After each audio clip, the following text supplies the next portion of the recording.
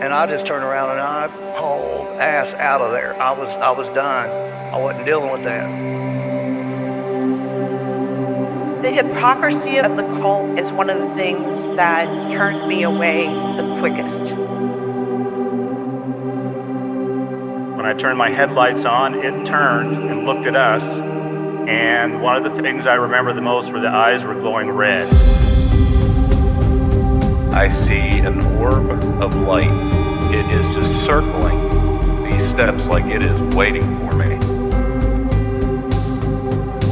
And he begins to tell them that he saw a UFO. They're basically like, what are you talking about? That's 7 foot up on a tree, peeking around it, and that's where I saw the top of the muzzle, nose, and the eyes. As soon as I made eye contact with this thing, it felt like death.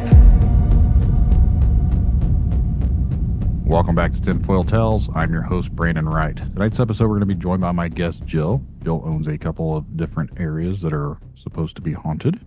She's a paranormal researcher and has had quite a few experiences she would like to come on here and talk about the locations that she owns now. But before we bring Jill on, if you've ever had an experience and you'd like to be on an episode of Tinfoil Tales, there is a couple things you can do. You can either send an email to tinfoiltalespodcast@gmail.com, or you can go to tinfoiltales.com and go to the contact section. Just make sure to reach out to me, and we will get something scheduled for a future episode.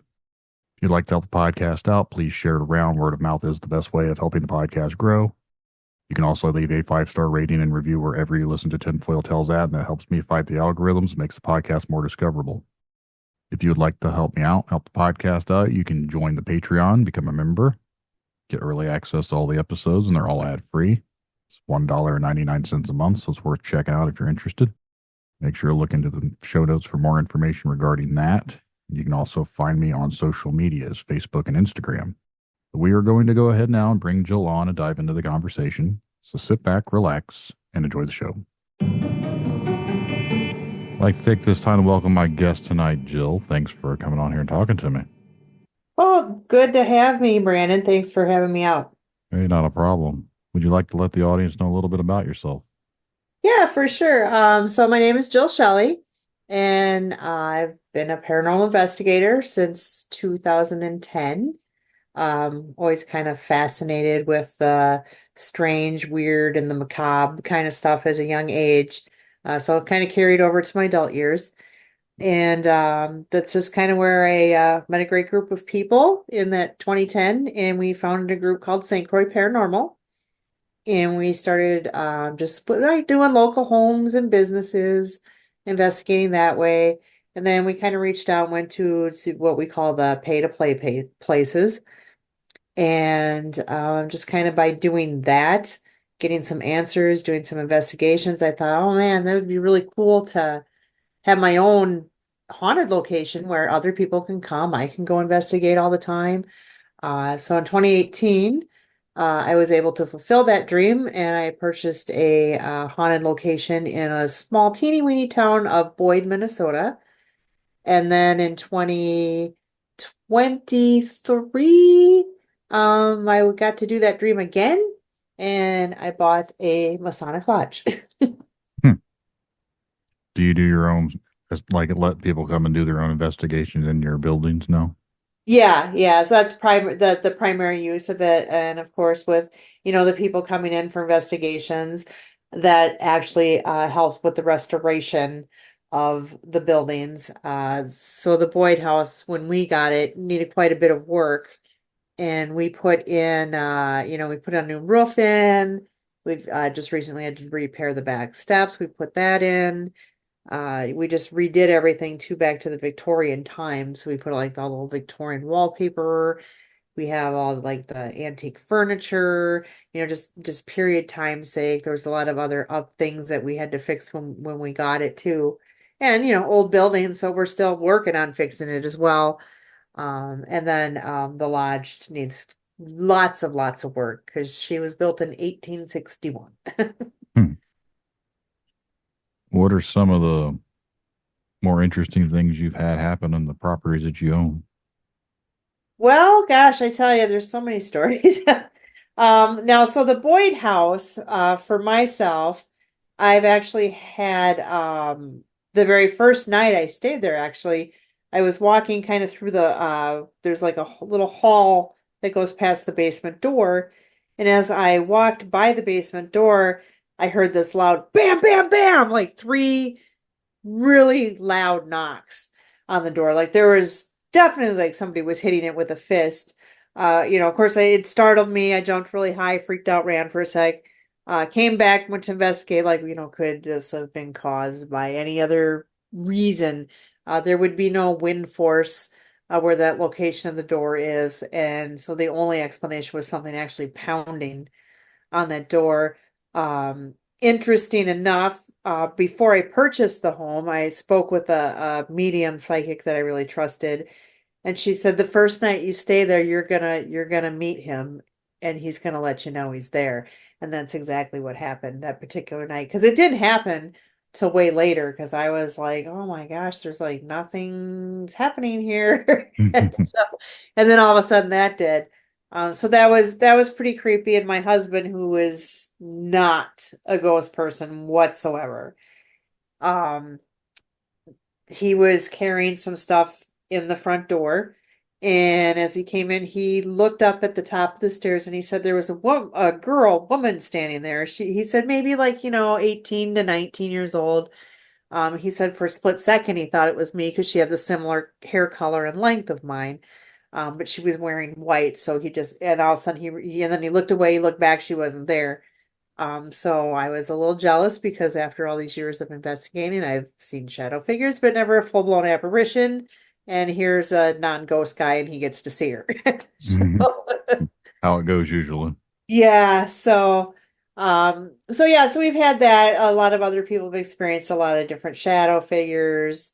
Um, People have seen a man, and we've had that confirmed many, many times that we believe that is the original owner, or not the original, he was owner, I will say, in 1912. So the house was built in 1901, but the main history we have is the Eckhart family who moved in 1912, and then they stayed there till 1968 when the final owner passed away in the home. So a lot of history with them. They both passed away in the home, funerals in the home. Two other children's passed away in the home. We've had another lady in the 70s. She passed away.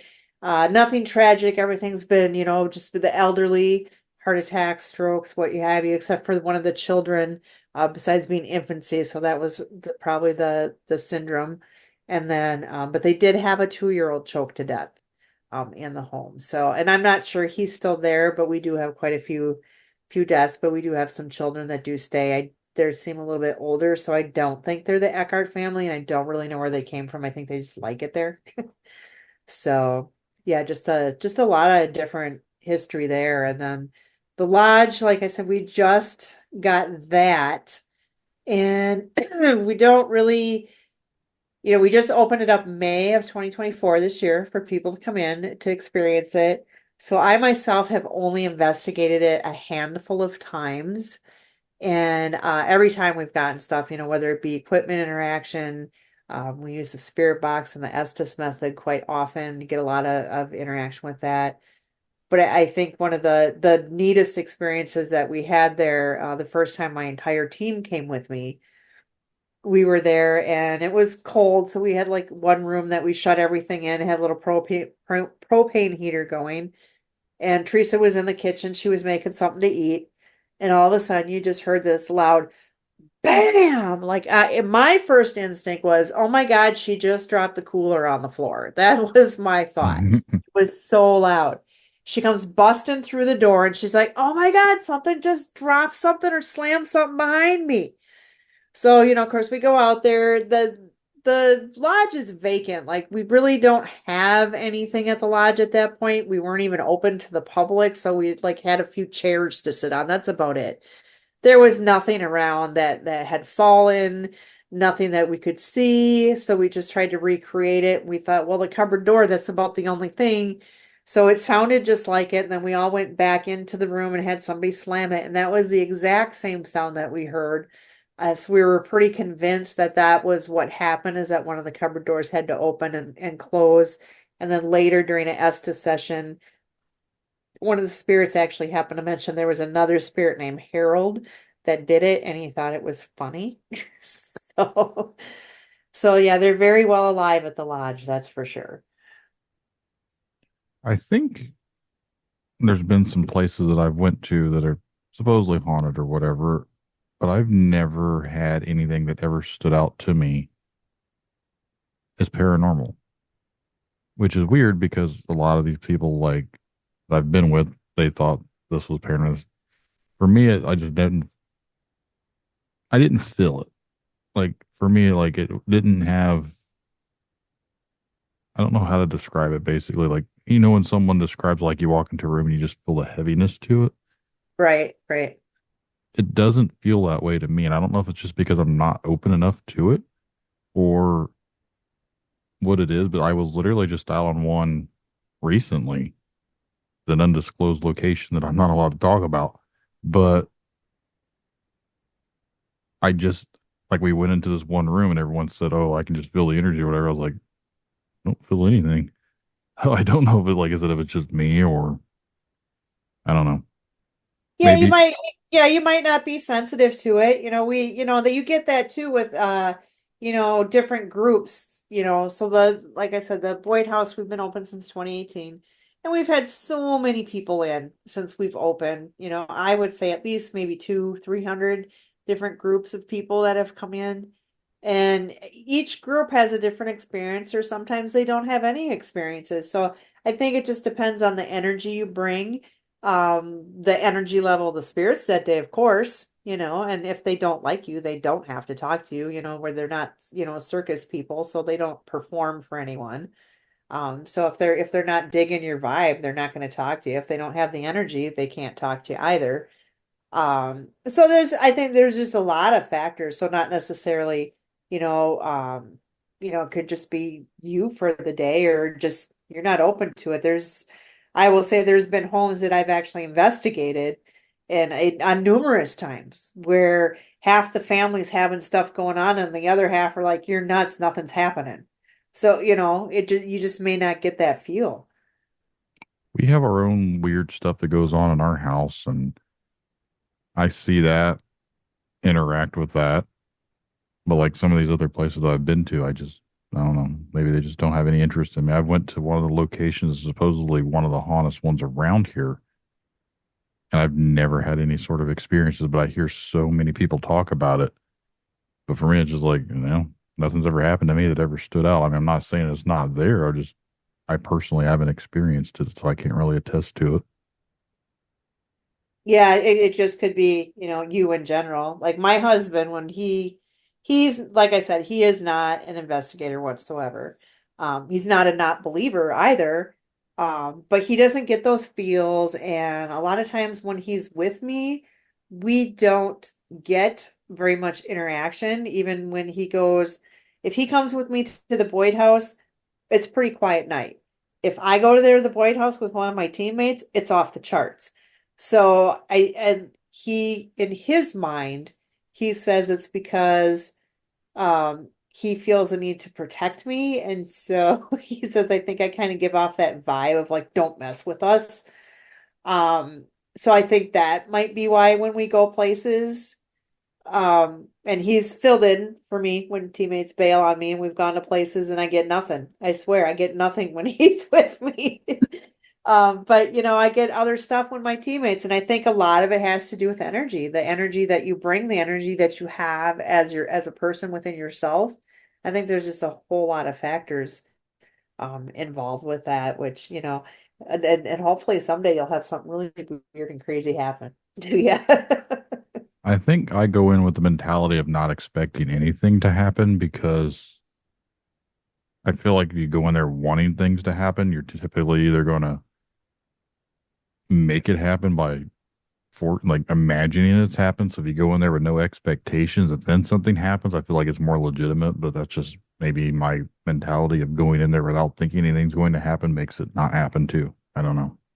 It could be a little bit of both of that too, so it's hard to say why you're not getting, certain things too. And it's not going to be like the movies, where you think like, oh my God, I'm going to see an apparition, things are going to come flying off the wall. Like, because that rarely, any of that rarely happens. I would say most of the stuff I personally feel like, and especially when I watch other people's paranormal videos, most of the stuff that people are showing is equipment interaction. There's not too many apparitions caught on film. There's a lot of people that'll capture their personal experience, like, oh, they feel the goosebumps, or, maybe they'll hear a footstep, or of course you get the audio EVPs and such. But again, it's all equipment as well. So I think getting that like confirmation of seeing something, is pretty rare. Yeah. And so I think, because I was like telling my teammates, it's like sometimes I get a little bored investigating, because I've experienced a lot of different things, but I've never actually seen one. And so I kind of feel like, well, I feel like we're just doing the same thing over and over again, and we're relying too much on our equipment. So the next few investigations as we go forward, we're going to use less and less equipment, and then to kind of rely a little bit more on our senses and see kind of, because we feel like, as we evolved as a team, we used to have like just a few little pieces of equipment because we just started and we didn't have a lot of money. And then as we've gotten older and our jobs have gotten better, we own a lot of stuff, but we feel like we get less stuff because we're more focused on our equipment. So we're going to try and take a step back to the old school days again. You said you started in 2010. Was there something that propelled you to want to do this, or just the curiosity of it all? Well, I think like most people, you're afraid to die, and you want to know what's out there. Like I couldn't handle, like, I don't know if anybody here or you have been under anesthesia. But I've been under several times, and the way you just kind of go from daylight to instant blackness, and you don't dream, you don't nothing, there's like you don't exist, like you're gone. And I didn't like that feeling.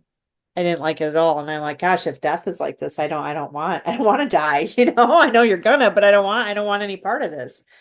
So I just kind of had to prove to myself that there indeed was another side, and so I wouldn't be as afraid to die. So it took me a long time in my head and all the things I experienced to realize, yeah, there definitely is something going on over there. So I spent a lot of time too, trying to figure out what, like, I'll ask more questions about like what's it like over on the other side. And they're pretty secretive about things, but I have learned a few things. They have mentioned that you do meet new people over there. On the other side, your loved ones do come to get you when you die. There are animals over there. Um, and there's also like different realms. So it's not like just like people think heaven and hell, depending on your religion, but I was Catholic, so that's what I was raised as. But there's like different planes as well, that I think there's different spirits. Now that why we have different planes and where they are and why they're there, I don't know any of that, and I don't think anybody does. It's all speculations. It's all with paranormal research. Everything is a speculation. There's nothing written in stone. That doesn't mean that this is the way it is. We don't know. We're just guessing and computing our evidence on a lot of things. But yeah, there's just a whole spectrum. It just blows your mind if you just start thinking of everything, like, realms and why spirits can go, why can't they stay, why are Hmm. some staying, and just, we have again our theories of why they stay, why they can come and go. But are we correct? I don't know. I just know that they do shut down a lot when I start to talk about what's going on over there. It's weird for me in the sense of the afterlife because I've mentioned this a time or two. And you always hear like you go towards the light, and then other interpretations of it for people are, well, your brain's firing off memories, and this is like the memory of being born. And I've heard people talk about, well, when you die, you come back as so it's like reincarnation type stuff. So you're being born again. That's why you go to the light and you come back to the same body. You're doing the same thing. So I was like, what happens if you don't go to the light? So is there an option? Like, can you walk and investigate what's around there? But then they were like, well, that's how people become ghosts because they don't follow the light. I was like, well, No one really knows, but that's just kind of where my brain wanders sometimes is like, what happens if you don't go to the light? So, Yeah, I think at that point you're just kind of a wandering ghost in one of those realms or something. I actually a really good tip that a medium that I know, not I don't mind every single medium, but there's a couple that I trust. And she sometimes crosses spirits over, and she said what you can tell them sometimes is, so she says sometimes they just get lost and they miss the light. So you have to tell them to turn around and go back because they don't understand that.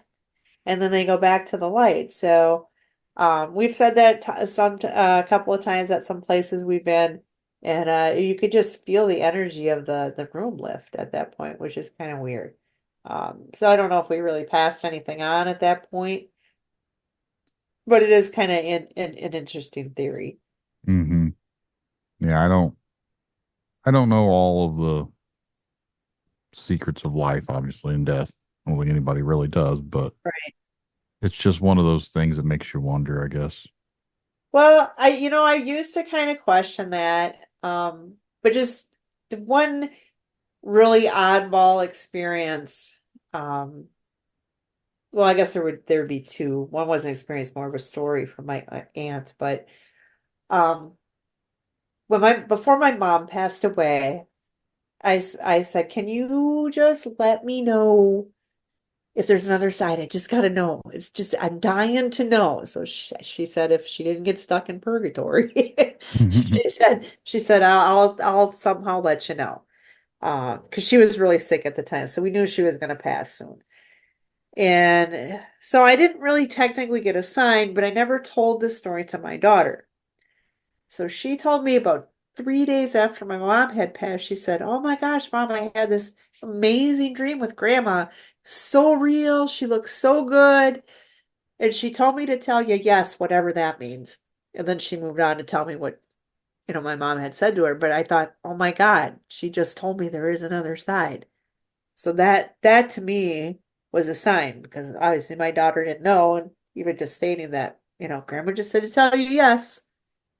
So that was pretty cool. And then my aunt, when my uncle died, he appeared to her in the living room. And it was about 3 days after he passed as well. He was just sitting there. She just kind of smiled at him, and he said, "There's a heaven and it's beautiful." And then she never saw him again. So I thought, wow, so it just those confirmations, it just made me feel better. Yeah. I don't know of anything that I've ever had that way, so I can't really. Relate to it, yeah. Yeah. So sometimes when I get like, oh, is there really another side? Like maybe there's not. Like when I start doubting, I kind of think of those two stories.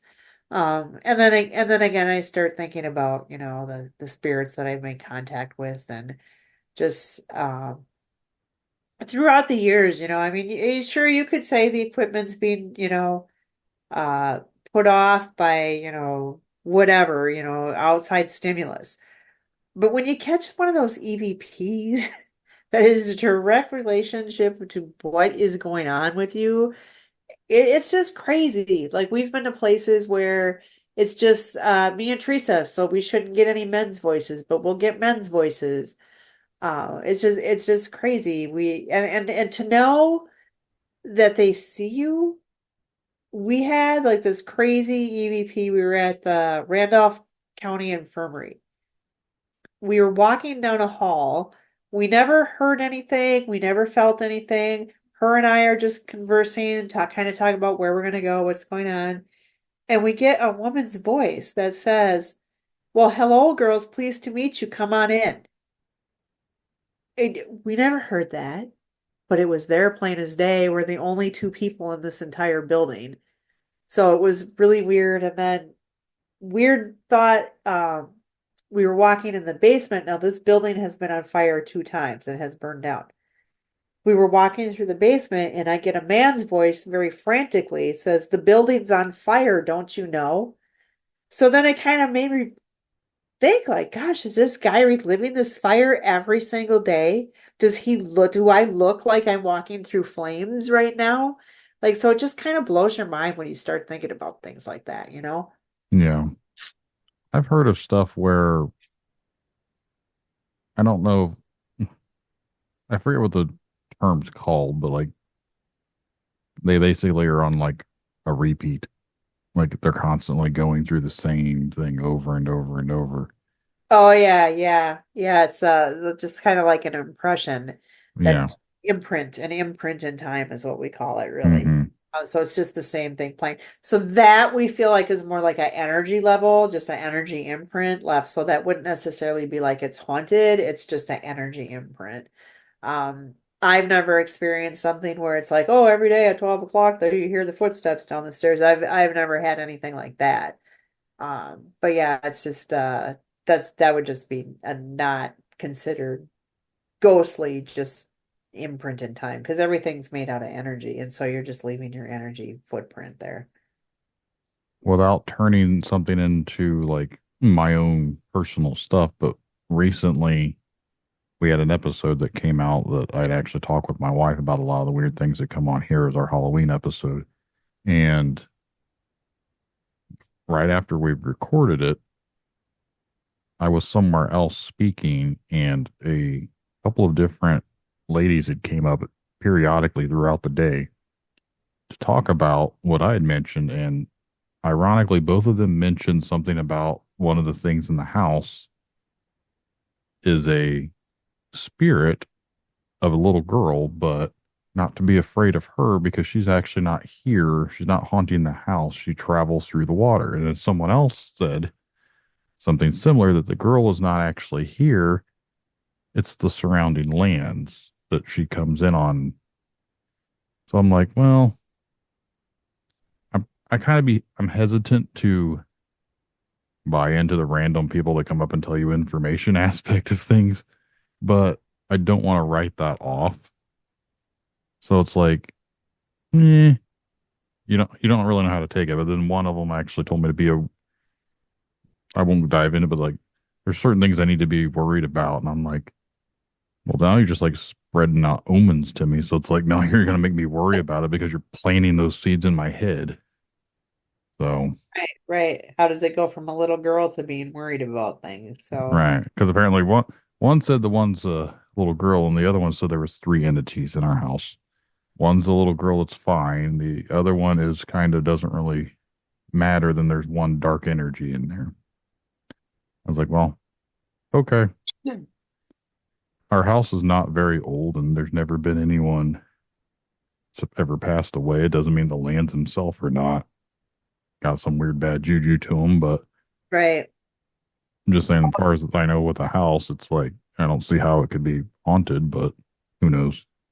Well, and then too, like if you've been around some of the investigations and things like that, you could potentially pick up a attachment or a hitchhiker or something because they they can follow you home if they really, really want to. You know, we try to, I don't really know if it really makes a difference, but I always say like a little you have to stay here prayer, and kind of bless and do the cross sign of the cross and stuff when I leave. And I, I mean, does it really work? I don't know. Is it just because it makes me feel better? Sure, it does.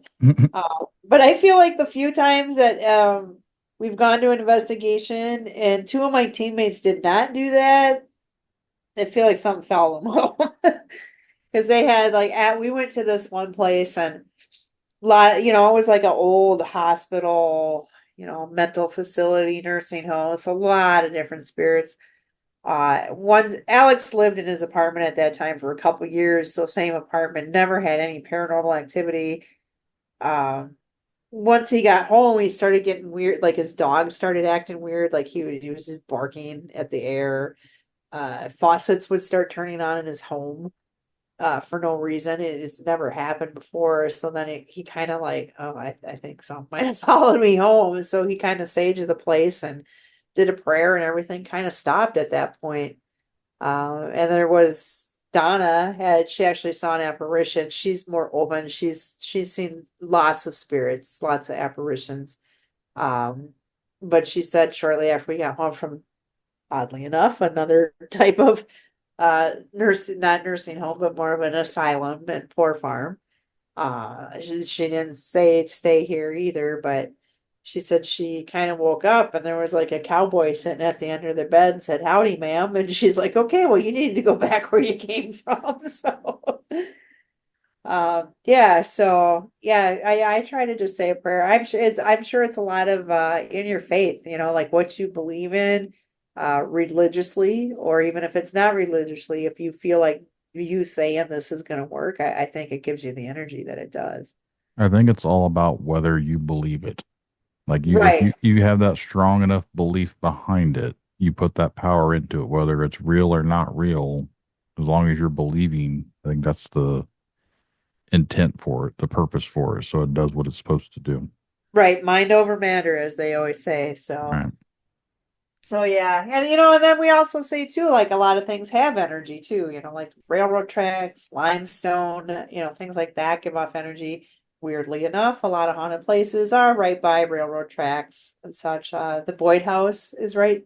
The railroad tracks actually run right behind our property. And then there's railroad tracks that are very, very close, like not even a half a block away from the lodge. Also located right off the river, 2 blocks off the river for the lodge. So there's a lot of energy from the river as well. So Hmm. yeah, just a lot of different things. The earth has energy too, and they give that off as well. So What are some of the, for all the investigations you've been on and everything, what are some of the biggest things that pop out to you that you'd like to discuss? well, barring my own places, I think the creepiest thing we've had happen was at Whispers Estate in Mitchell, Indiana. By far, the house is creepy. So the story on that, if people don't know, there was a pretty unethical doctor that lived there, so he did some things with his female patients. His daughter started a fire accidentally on Christmas Eve and was severely burned. He mercy killed her with an overdose of morphine several days later. They say that he buried body parts in the backyard. A boy had fallen down the stairs and died. And then there's another spirit that we really encountered. He's pretty negative. His name is Virgil.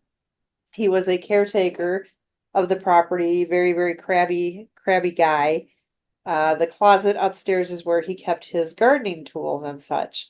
And when I say closet, I'm talking it's like big walk-in, like there's a little table in there and 2 chairs, and you can kind of sit back a little bit. So we could be in that closet. People who go in that closet get scratched. Sometimes you get locked in that closet, and it's on the outside is one of those locks where you like have to lift it up, slide it over, drop it down. So they can't figure out how people are getting locked in the closet.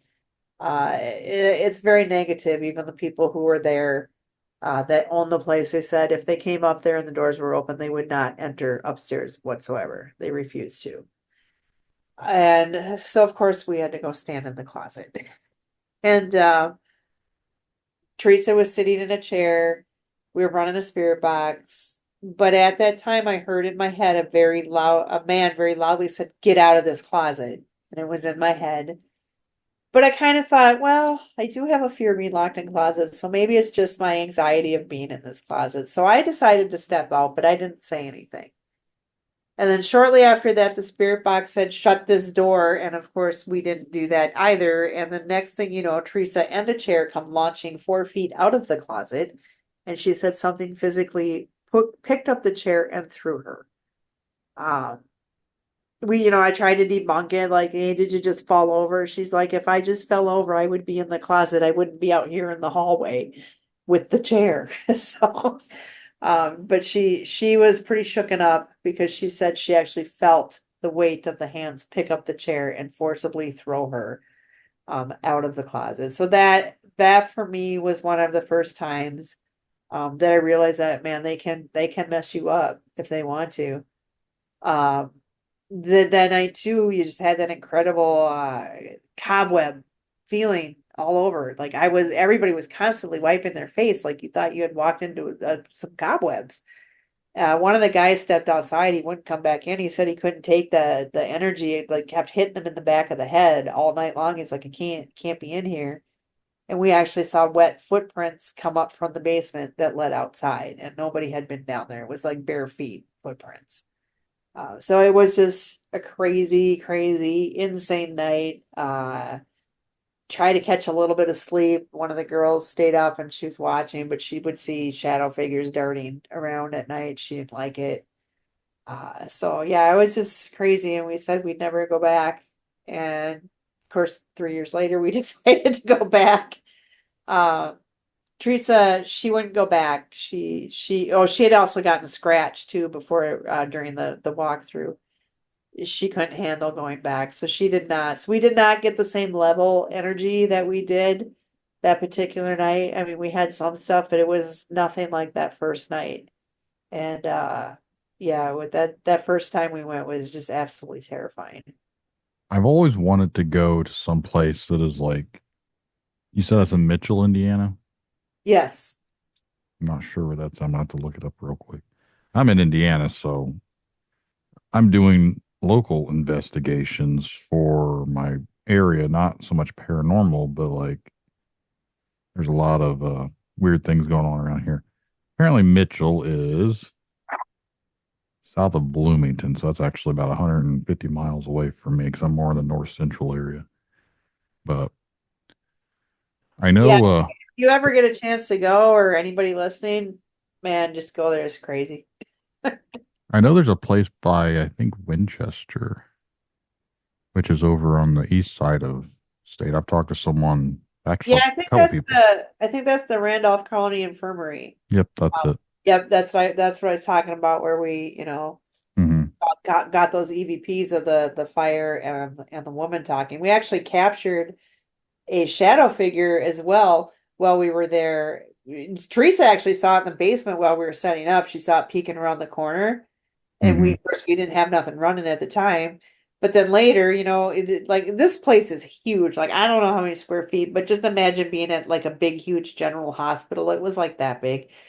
And it's just two girls walking around in the dark. And we were like up on the second floor, and we get to a point, where you go left, you go right. And I'm kind of scanning the camera back and forth, like, I don't know which hallway do you want to go down. And when I did that at one point, you could see something like peek its head through the doorway, scooch to the other side, and just peek its head back out again. And when I saw that, I didn't see it when I filmed it because I was moving it pretty fast. But when I saw that on film, I was like, oh my God, something was following us around. Plus, you get the EVPs, they're talking to you while you're walking around. So even if you think nothing's going on, and that could be with you too, there's probably stuff going on, but you don't have anything to like maybe a voice recorder or something. And even if there is, doesn't mean you're going to catch a voice. But there a lot of times there's stuff going on, you don't even know what's happening. Right. Yeah, I don't. I had to do. Someone would give me an 8 minute online, like they recorded something. So I uploaded it into my computer, try to clean it up for their for EVPs, and I actually picked up several different things for them, which I gave it back, and I don't know what they're doing with it now. But it's always weird for me to hear that stuff because I was like, well, there has to be some sort of background interference, and then there's no interference because someone sent me something before that I cleaned up, and it was a little girl's voice, and there's no way a little girl should have been where they claim this was recorded at. So Right. that's the type of stuff that really creeps me out because like it's clear as day. You can hear a voice, but I can't make out what it's saying, but you can hear it. So it's Yeah. like Yeah. it's weird that you can hear them on recordings, but you don't hear it with your ears. I don't understand how that works. The science behind it doesn't add up. Like it's picking up noises that we don't hear, but it only gets recorded in the digital formats. It's strange.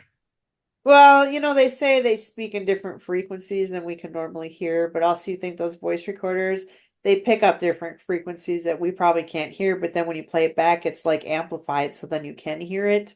Right. Because even with our voice recorders, I can pick up people outside, and I can tell the difference between whether it's an EVP or it's too far away that it is somebody outside. And I can still kind of make out what they say if you have the right program. You can kind of edit it and listen, change the voices and things like that. But yeah, I just love a good EVP because there's just like there's no explanation for it. Especially, we went to I'd say the best EVPs we ever captured was at Villisca X Murder House. And for those who aren't familiar with Villisca, they had eight people murdered in the house, never found the killer, and six of them being children. We had so many Class A EVPs from those kids. It was incredible. And I have never had Class A EVPs that I never had to alter, change anything ever in my life. And I actually had two of them talking to each other because one said, "Do you want to play?" And then the other one answered and said, "No way." So it's like crazy that we were getting stuff. And the one little boy said, "I want to touch your things," because we had a lot of toys out and such. And one of the spirits who passed away, her name is Lena. She likes to mess with uh, the guest a little bit because she thinks it's fun. I guess if I was a young child who died, I'd be like messing with people too. But I actually got an EVP that said from the older boy, I can't remember his name, but he was the oldest one. You could tell just by his voice. And he said, I don't know what she's gonna do, but he goes, "No, Lena, no." So I don't know what she was gonna do. But just to get even that, knowing that that was a spirit that passed away there, it was just crazy. So that place was really, really cool. I love that place. Where did you say that was? That's the Villisca Axe Murder House, and that's in Villisca, Iowa. Okay. So you actually travel all over the country kind of just to do Yeah, investigation. yeah, we've been here, there. We've gone as far as Ohio, and the other direction, I think the farthest we've gone is like Kansas. So yeah, when we first started out on our like 7-hour journeys, I'm like, don't ever let me go farther. The next thing you know, I'm like, well, Ohio's only 11 and a half, just a couple more hours. So yeah, so now that we're getting older, we don't travel as much. Our team is busier, life changes and stuff, so we try to get together as much as we can. This year, we only have one trip planned. So that's kind of what we're going to just do one a year here at this point. So, and I'm pretty busy, trying to run the lodge and the Boyd House and different events going and just all kinds of stuff happening. I feel like when everyone gets involved with these things, eventually, as you said, we get older. I'm about to turn 41 and I'm now actually going to go out and start doing the investigation, not so much like paranormal in the sense, but like more locally type stuff. And we went out last weekend, my friend and I, because we're going to try and do this documentary and just going to these locations or whatever. I'm like, man, I'm already feeling too old for this. I don't just these areas and the places I want to go. Like personally, I would like to do it at nighttime, but walking through the woods and pitch blackness, I don't think is going to be very smart doing in at this age. I guess I don't know. I feel like I'm gonna trip over a rock or break my neck and be out in the middle of nowhere and just me and him. So it doesn't sound very safe, but I guess we're gonna be dumb about it. Who knows? Yeah, that is the problem as you get older. You're like, I might break a hip or something. All But right. for me, it's like, oh, can I make it past midnight? That's my thing now. So. Yeah. We were I'll actually talk to you about it off air because the place we can't discuss on air, but that might be something you'd be interested in to investigate. It is open for investigations, but again, it has to be remained anonymous for the time being. Oh, for sure. But it has got a very interesting history. I'll just leave it at that. But well, is there anything else you'd like to discuss? Yeah, not really. I mean, if anyone wants to, check out, the Boyd House or the Masonic, for investigations, they can, hit us up on our websites, for the lodge, it's the haunted1861masonic.com. And then the Boyd House is boydhouse217.com. So it's got all the information, some videos, all kinds of things for you to look at, and information on how to book as well. And we are doing actually crazily events both nights at the lodge and the Boyd House at the same day. So Saturday, May 3rd, you can investigate at Boyd House with the team of Mini Ghosta. So they're going to be running an event from 6 p.m. to midnight. And then the lodge will be doing an investigation with Eternal Paranormal from 6 p.m. till midnight. So you can just get some information on our website for that, or our tickets for the lodge will be on sale in January. But otherwise, through Eventbrite, you'll be able to find the Boyd House tickets are already on sale, limited to 10 spots, the lodge only to 20 spots. So I think the lodge is going to sell out quick when we release those tickets at the first of the year here. By the time this airs, it'll probably be after the first of the year. Just letting you know. So Yeah, no, that'll work out perfect because, Yeah. like I said, it'll be May of 2025. So May Okay. 3rd, 2025. If you want to send me that information for your websites, I'll make sure to put them in the notes for anyone out there listening. They can just click on it and go right there to find out more information about it. How far away are they from each other? I think they're about 7 hours. Okay. Yeah. I wasn't sure the exact locations, so Yeah, Boyd is southwest Minnesota, so it's 145 miles southwest of the Twin Cities. And then the lodge itself is more like on the southern part of Illinois. We're about 3 hours from St. Louis. There's a small town of Muscatine, Iowa. So we're just right over the border, and Okay. about an hour and a half from the Quad Cities in Iowa. So centrally located, a lot of places in Indiana really are only 3.5 to 4 hours away. So it just kind of depends on where you are at that point in Indiana. Yeah. So I'm up in north central Indiana, but the listeners, I know they're spread out all over the country, and I've got some out of country. So, Great. but well, it's been a pleasure talking to you. Yeah, thanks, Brandon. It was really good. I really enjoyed our talk this evening. Yeah. For anyone out there listening, make sure to check out the show notes for the links for that. But we're going to wrap this one up. So thanks for listening, and thanks for Jill for coming on here and talking to us tonight. You're welcome. We'll check you on the next one.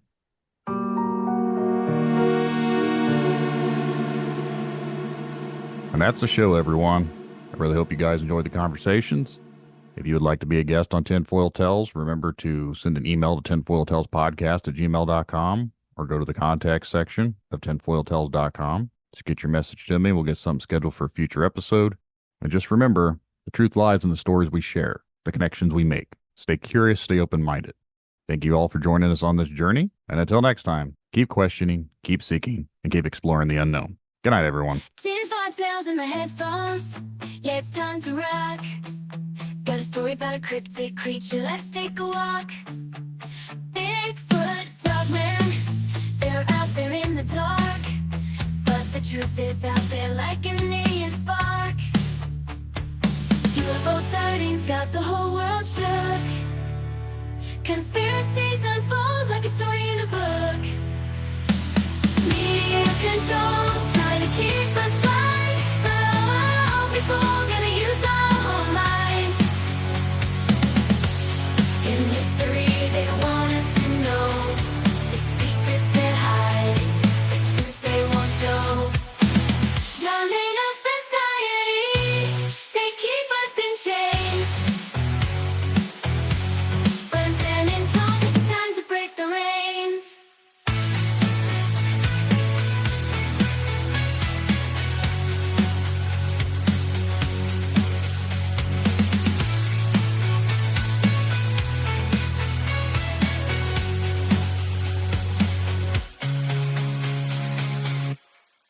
Lose control, trying to keep us blind. But I won't be fooled, gonna use my own mind. In history, they don't want us to know